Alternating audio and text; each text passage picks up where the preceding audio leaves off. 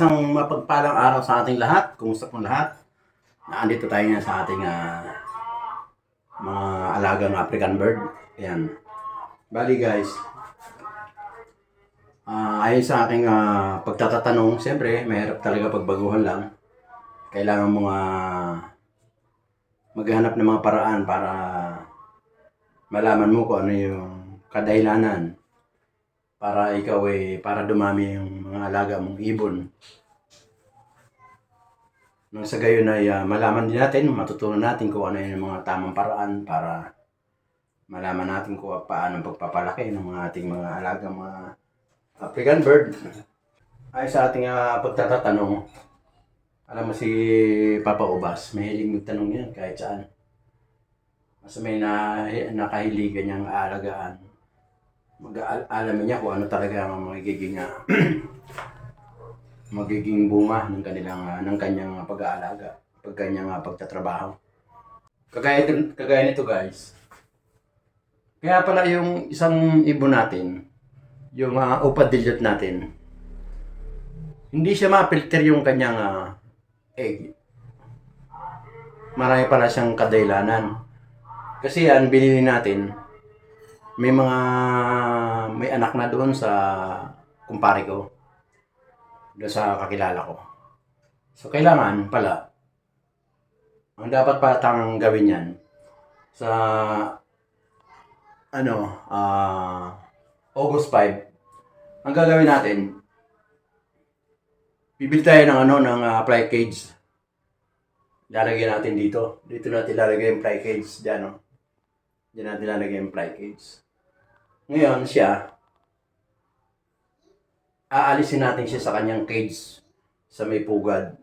Hayaan muna natin siya ng 1 buwan hanggang 2 buwan ipahinga.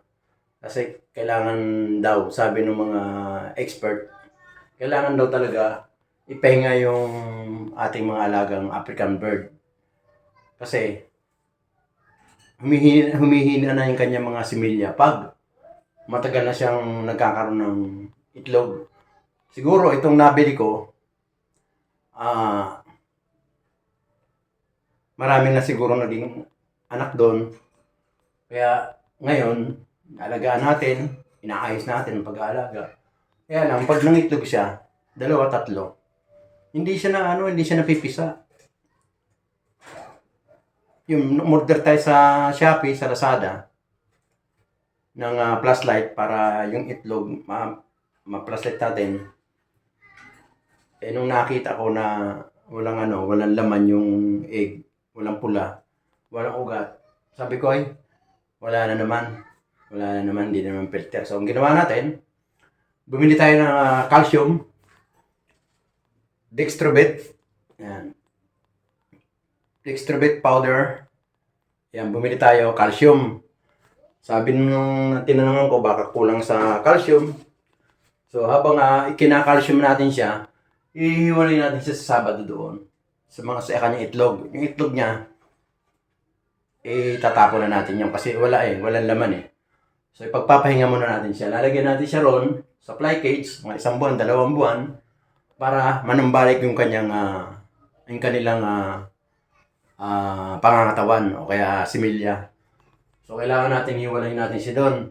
Bibili tayo sa Sabado ng cage, ng fly cage, bibili tayo, kabit natin doon, tapos mga tungtungan na walang pugad para hayaan natin silang lumakas ulit ang kanilang pangangatawan, immune system.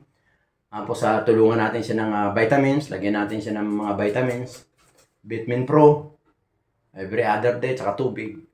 Yun ang ilalagay natin. Hindi mo natin siya bibigyan ng 1,000 eggs kasi iaano natin sila dun . Tawag dito, ibibreeding natin sila ng maayos. Ibig sabihin palalakasin natin yung kanilang immune system para pag isinalang natin ulit sila sa kanilang pugad, mangingitlog na sila. So ganoon ang gagawin natin dito kay Upadilot. Ito kay Upadilot. Ganyan ang gagawin natin. Tapos ito naman mga iba, ito yung aking back-to-back albino. Ayan. na may partner siya na may halong parang abuhin, may itlog na rin. Buntis na siya, kinapa ko ng isang araw. Pero mga ilang araw na yan, pag hindi na siya lumabas sa cage niya, malamang mga itlog na yan. So, hindi natin siya abalahin. Tapos, ganun din to, itong mga to. Itong iba, nag-aano na sila, nag-i-stay na sila sa kanilang mga pugad. So, hindi na natin sila abalahin. Itong isa, yung aking, yung kapatid ni Boy Killer, binigyan ko ng upayuhin na green. Ayun, pinag-asama natin sila. Yun, nangitlog. Ibig sabihin, breed na silang dalawa. So, hayaan muna natin sila dyan. Ang ginagawa natin, pinainom natin siya ng vitamins, Vitamin Pro, tsaka 1,000 eggs. Bali, isang araw yung Vitamin Pro, 3 sunod na 1,000 eggs. Egg 1,000. Yun ang binaba natin. Tapos minsan inaano natin ng tubig para malay mo minsan maligo sila. Gaya yan. So kaya nilagaan ko sila sa gulay. Tawag dito. Mga tangkay ng malunggay, tsaka yung dahon ng malunggay. Yung puro malunggay lang muna binibigay ko sa kanila. Para tuluyan na sila lahat ng itlog. So, sana may natutunan kayo. Siya nga pala yung ating pinakakain. African mixed bird na yung pinakakain ko, tapos naluhan ko siya ng sunflower pa. Bumili ako ng 1/4. Tapos yung 2 kilong African mixed bird, hinaluan ko pa ng 1/4 na sunflower para meron sila nakukutkot. Isa rin yun sa yung sunflower. Pang ano rin yan, pang immune system. Pang palakas ng stamina. Ang tulong sa kanilang mga pangatawan. Malulusog naman sila, guys. Magaganda ka naman, malulusog mga katawan, magaganda yung mga katawan nila. Yun nga lang nagiging problema. Kasi galing siya dun sa pwesto na nakaraan. Nilipat ko rito sa loob. Dinaga naman, nilipat ko naman sa labas. Siyempre, kailangan hanapin natin yung kanilang mundo ba, yung kanilang kung saan sila komportable. At yung komportable din tayo na wala silang daga, wala silang ipis.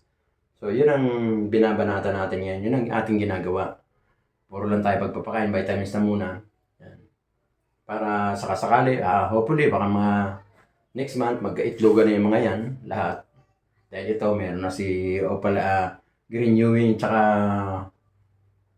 Green Opa. Magpartner sila, may itlog na. Tapos itong isa, kailangan din natin pagpahingayin din to, ang ating yung tinatapon yung kanyang itlog. Kailangan din natin siguro pagpahingayin muna. Alisin muna natin ulit sila dyan. Ilagay natin sa flight cage ulit para makapag-ayos sila ng kanilang So, yun na muna, pansamantala ang gagawin natin. Ilalagay na natin muna sila mga flight cage para mapahinga. Mapahinga yung kanilang mga pangatawan. Siguro pag okay na sila uli, 1 month, 2 months, babalik na natin sila sa kanilang cage. Tapos yung kanilang cage na pinag-iwanan ngayon, bibigyan natin muna doon sa mga bagong dating na bibili natin, guys.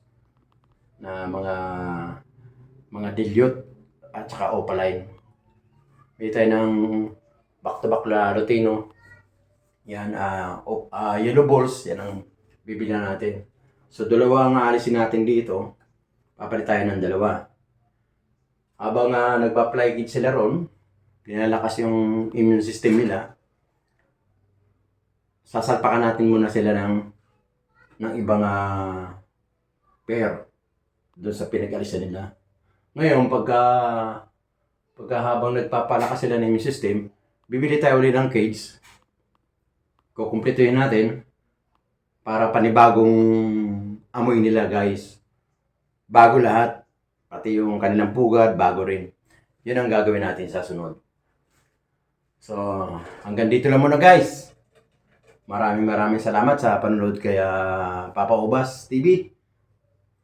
Yun, Papa Ubas TV. Pa-subscribe naman at pa-follow naman sa Facebook. Sa Facebook, Jovin Ubas. Ayan. Ayan guys, kung nagustuhan nyo ang video na to, huwag niyong kalimutan i-subscribe si Kuya Ubas TV at pakipindot na rin ang notification bell para lagi kayo update sa mga video ni Kuya Ubas TV. Hanggang dito na lang. Maraming salamat po. Ingat po lahat. So, see you soon mga idol. Thanks for watching guys. Good luck. God bless us all.